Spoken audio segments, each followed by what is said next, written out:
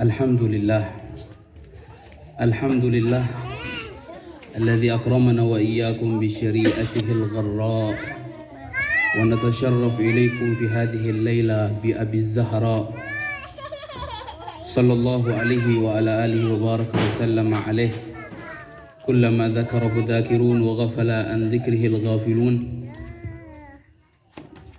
Allahumma salli wa sallim wa barik wa karrim wa majid wa azim wa takarram wa ta'azzam ala sayyidina Muhammad sallallahu alaihi wa sahbihi wa sallam. Miftahi babir rahmatillah adada ma fi ilmillah, salatan wa salaman daimaini bidawami mulkillah wa ala alihi wa sahbihi wa man wala, wala hawla wala quwwata illa billah. Amma ba'du, bapak-bapak, ibu-ibu, talabatul ilim yang dimuliakan oleh Allah Subhanahu wa taala. Puji syukur kepada Allah, di malam hari ini Allah Subhanahu wa taala menetapkan kita semuanya dari hamba-hamba yang Allah inginkan kebaikan, yang Allah kehendaki kepada kita semuanya untuk sama-sama mengingat ataupun memperingati sosok yang paling agung, yang keagungannya ini adalah Allah sendiri yang mengagungkan, dan Allah yang pertama kali mengagungkan Nabi besar Muhammad sallallahu alaihi wa ala alihi wa sahbihi wasallam.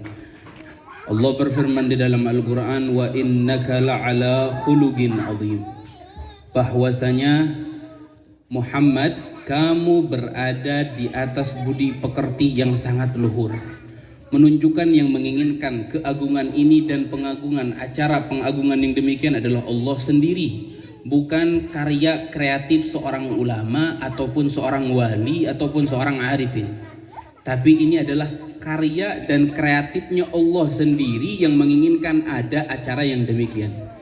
Wa kullan naqussu 'alaika min anba'ir rusul ma nuthabbitu bihi fuadak. Allah mengajarkan kepada Nabi Muhammad, wahai Muhammad, tatkala kamu menceritakan, mendengar daripada sejarah para nabi di dalam Al-Quran, hal yang demikian akan menjadikan kekuatan keimanan di dalam hatimu.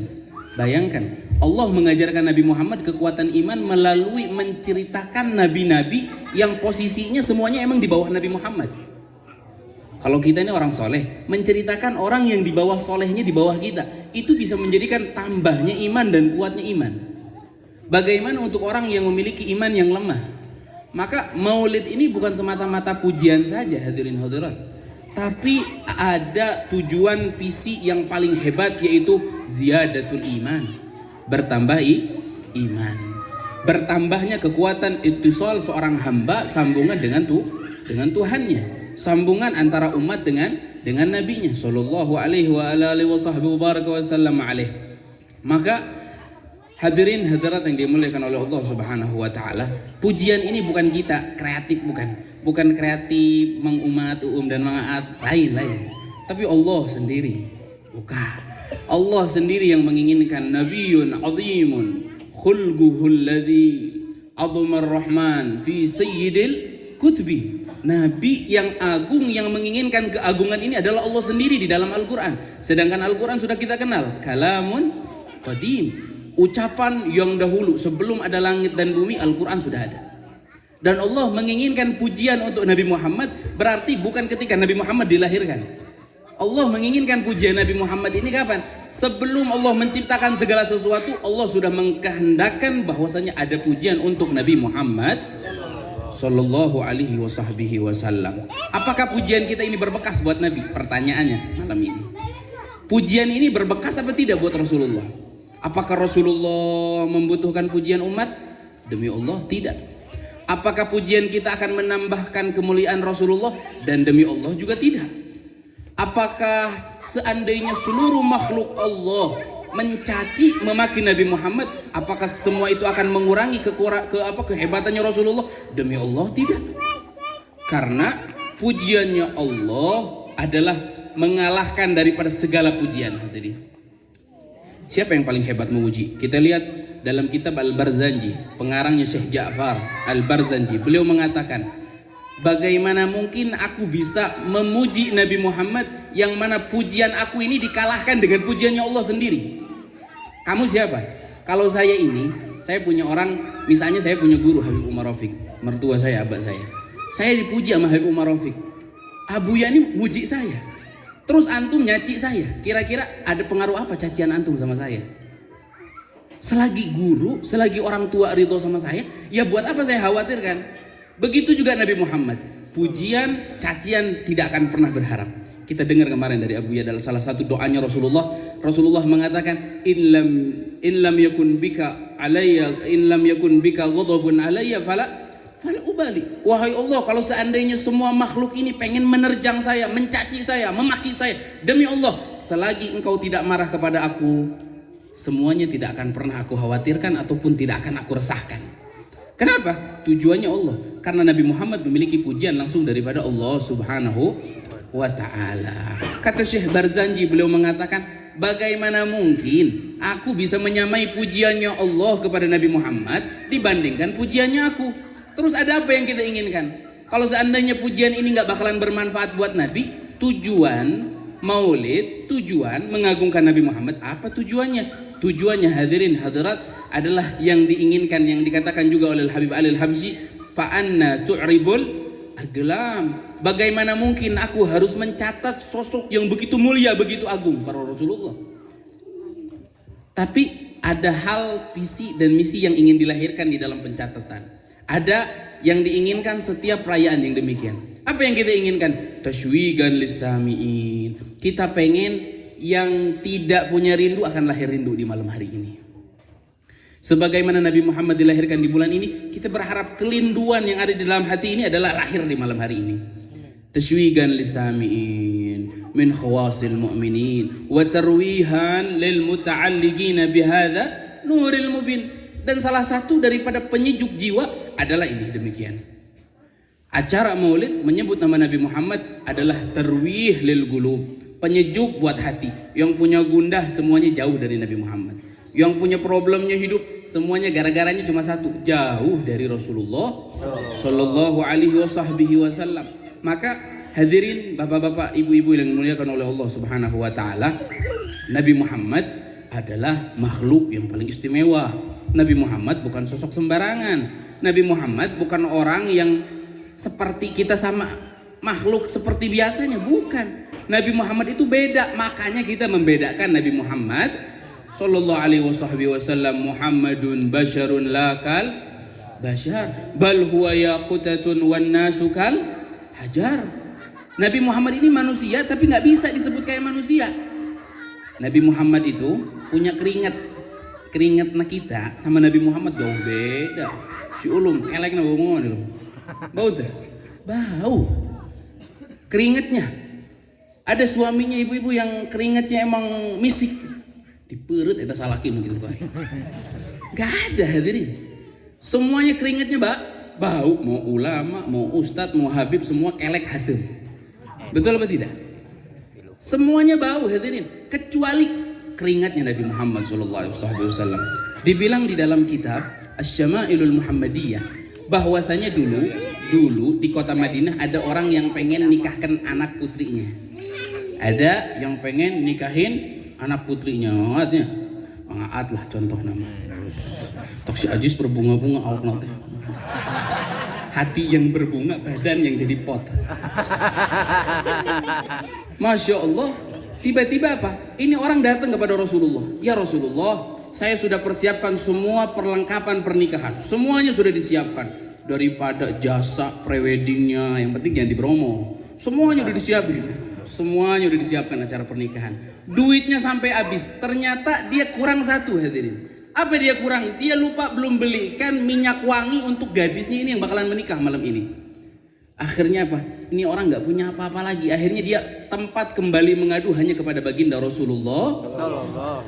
Akhirnya dia datang sama Nabi Muhammad. Ya Rasulullah, saya sudah siapkan semuanya sampai saya kehabisan uang. Kecuali saya ini membutuhkan minyak wangi untuk malam pertama putri saya, tapi kehabisan ya Rasulullah. Ya jadi gimana kata Rasulullah? Ya saya sekarang nggak bisa belikan ya Rasulullah, saya nggak punya duit lagi. Apa kata Rasulullah? Ambilkan satu wadah. Akhirnya apa kata Rasulullah? Rasulullah buka pergelangan tangannya, Rasulullah cucurkan ada beberapa keringat yang menetes. sampai dikatakan tetesan tersebut diambil oleh orang tersebut, dibawa pulang dan dijadikan wewangian untuk hari pernikahan tersebut. Dikatakan oleh para sahabat, rumah pernikahan tersebut, resepsi tersebut itu wanginya 40 hari nggak habis hadirin. Keringat Nabi Muhammad.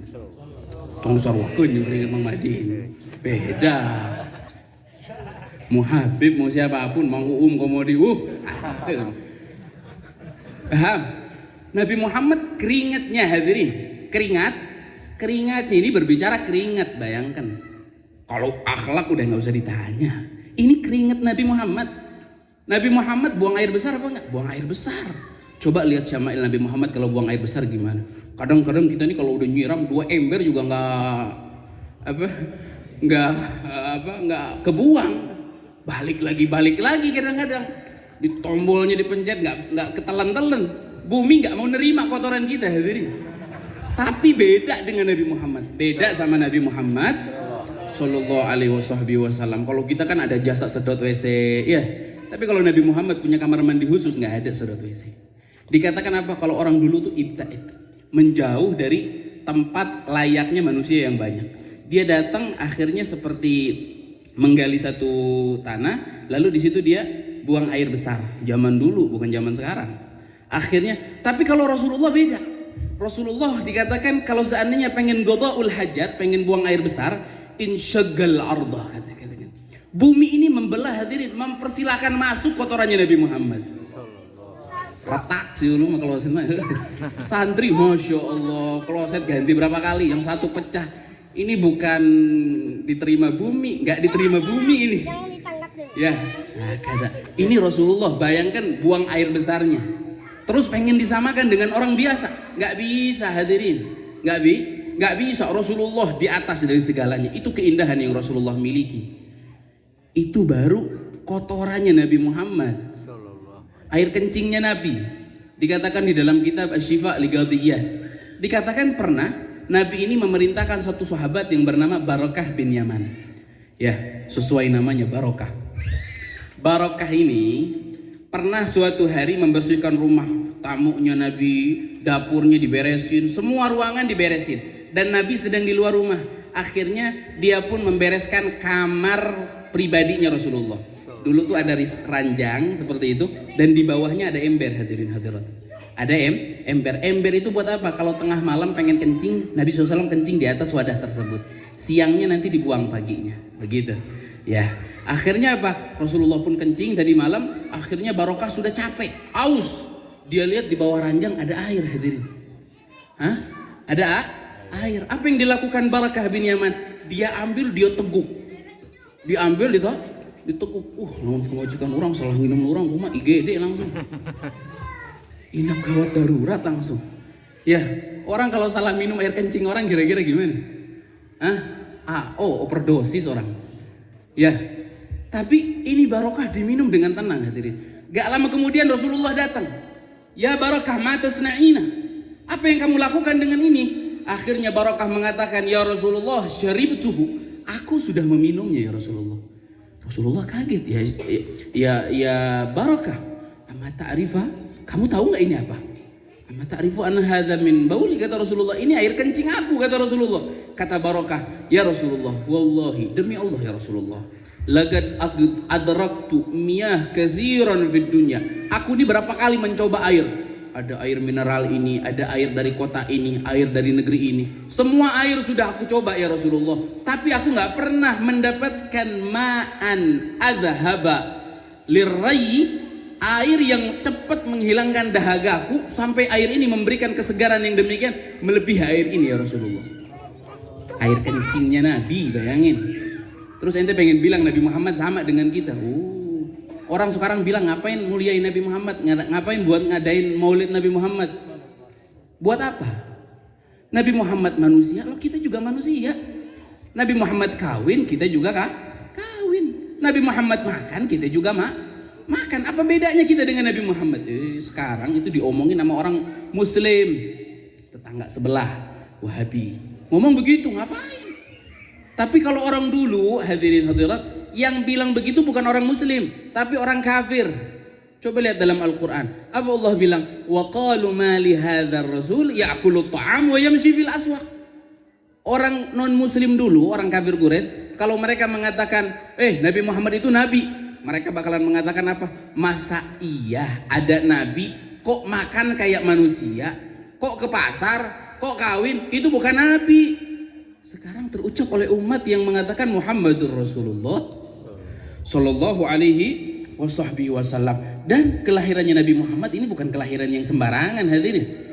Bukan kelahiran yang sembarangan. Nabi Muhammad disimpan di rahimnya di malam Jumat di bulan Rajab, sampai Allah sendiri mengatakan buka seluruh pintu surga dan pintu langit semuanya, khususnya Firdausil A'la. Seraya Allah mengatakan ala wa inna nural maknunil makhzun. Sesungguhnya cahaya yang kami simpan selama ini yastaghirrul lailah fi batni Aminah. Malam ini kami sudah simpan di dalam rahim suci Sayyidah Aminah. Sampai dikatakan oleh Syekh Yusuf bin Ismail An-Nabhani, wa qad dhahara laha ajaib. Tampak dengannya adalah keajaiban-keajaiban. Salah satu keajaiban apa? Dimimpikan dengan para nabi, dimimpikan oleh para rasul. Ya, beda kalau istri kita hamil mimpi apa? Nyi Blorong, Nyi Loro Kidul. Paling indah Prabu Siliwangi lah. Beda, hadirin. Nabi Muhammad itu dikatakan oleh Sayyidah Aminah yang diriwayatkan oleh Sayyidina Abdullah bin Abbas, beliau mengatakan cerita daripada langsung didengar oleh Sayyidina Abbas dan menceritakan kepada anaknya bahwasanya Sayyidah Aminah mengatakan wa ma araftu annani bihamli illa wa rafa'tu haidati. Aku nih nggak tahu kalau aku nih hamil kecuali satu pertanyaannya apa? Nggak keluar lagi darah haid. Sisanya kram, sakit, ngidam, wah, hayang nyitak salakina, hayang ngebotakan salakina, hayang itu ajaib. Oke, itu kesarua. Tapi Sayyidah Aminah ajaibnya apa? Dimimpikan pertama dengan Nabi Adam. Loh, kenapa kok Nabi Adam? Kenapa nggak Nabi Musa yang bisa belah lautan? Karena Nabi Adam ini nabi yang pertama kali kenal kehebatannya Nabi Muhammad. Makhluk Allah yang pertama kali kenal dengan kehebatannya Nabi Muhammad adalah bapaknya Nabi Muhammad sendiri. Siapa? Sayyidina Adam alaihissalam, bapaknya seluruh manusia. Ketika dia bertaubat, lalu dia pun diterima taubatnya dengan apa? Dengan solawat. Maka yang pertama kali dimimpikan adalah oleh Nabi Adam seraya mengatakan kepada ibunya, mengatakan ya Aminah innaki hamalti bi ajallil alam. Wahai Aminah, kamu sedang mengandung sosok manusia yang akan menjadi pemimpin dari seluruh alam, dunia, barzah, akhirat. Nabi Muhammad pemimpinnya satu, hadirin. Akhirnya nabi-nabi yang lain juga mendatangi Nabi Muhammad. Istrinya Fir'aun mendatanginya juga. Maryam, ibundanya Nabi Allah Isa, mendatangi juga. Seraya mengatakan ya Aminah, idza wada'ti syamsul huda fasammihi Muhammada. Kalau lahir seorang anak yang bakalan membawa terang benderang untuk ini agama, maka namakanlah dengan Muhammad sallallahu alaihi wasallam. Maka harapan yang penuh di malam hari ini, mudah-mudahan sebagaimana kita berkumpul karena cinta untuk Nabi Muhammad, mudah-mudahan Nabi Muhammad juga akan membahagiakan kita kelak di akhirat, dan Nabi Muhammad mempersatukan kita dengan Nabi Muhammad, dan Allah tidak pisahkan kita di dunia bersama sunnahnya, di akhirat bersama berkumpul dengan Nabi Muhammad sallallahu alaihi wasallam. Maka perbanyak salawat khususnya di bulan Rabiul Awal. Rasul SAW mengatakan ma'rifati bi ummati bi qadri salatihim. Kenalnya aku kepada umatku yaitu seukuran salawatnya mereka kepada aku. Mudah-mudahan malam ini adalah malam pengenalan kita kepada Rasulullah, dan mudah-mudahan adalah Rasulullah juga kenal kepada kita. Bukan semata kita kenal kepada Rasulullah, tapi Rasulullah juga mengenal kepada kita. Wa kullun nas yad'i waslan bil laila wal laila la tugirru bidzaka. Banyak orang yang mengatasnamakan aku ini adalah mantan pacarnya Laila, aku adalah mantan suaminya Laila, wal laila la tugirru bidzaka. Tapi Laila sendiri enggak kenal sama orang ini. Hadirin hadirat, berharap malam hari ini mudah-mudahan kita semuanya dikenal oleh Rasulullah sallallahu alaihi wasallam, dan dijadikan semuanya pulang daripada majelis ini adalah membawa Rasulullah, membawa sunnahnya Nabi Muhammad, menjadikan suri tauladan dalam kehidupan kita, dalam keluarga kita, semuanya adalah Nabi Muhammad sallallahu alaihi wasallam. Dan terlebih khususnya mudah-mudahan maulid yang kita bacakan dan setiap amalan yang kita bacakan di malam hari ini, mudah-mudahan semua keberkahan tersebut dihadiahkan untuk kesehatan guru kita. Mudah-mudahan beliau Abu Ya Muhammad Rafiq, Allah berikan panjang umur, sehat wal afiyah zahiran wa batinan, wa yarzuquhu min haitsu la yahtasib hissiyan wa ma'nawiyan. Mudah-mudahan ceramah yang singkat ini bermanfaat untuk saya dan untuk yang hadir. Ala hadhihi niyatul salihah jalibatun kulli khair la yafatul kulli syarr. Wassalamualaikum warahmatullahi wabarakatuh.